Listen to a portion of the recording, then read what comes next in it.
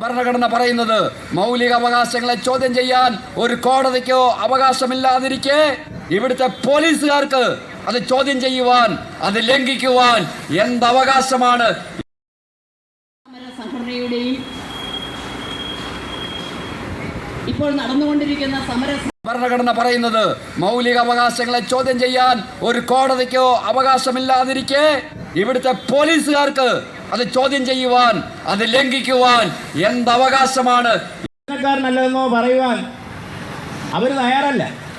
അവർ ചെയ്തത് എൻ്റെ ഫോട്ടോ എടുത്ത് ഞാൻ വലിയ കുറ്റക്കാരനാണെന്ന് വരുത്തി തീർക്കാൻ വേണ്ടി. തിരുവല്ലയിൽ നിന്ന് ഒരാൾ അറസ്റ്റ് ചെയ്യപ്പെട്ട് അവിടെ കോടതിയിൽ റിമാൻഡ് ചെയ്തു. അദ്ദേഹം ഒരു പഞ്ചായത്ത് മെമ്പറായിരുന്നു. കൊലക്കേസിൽ പ്രതി.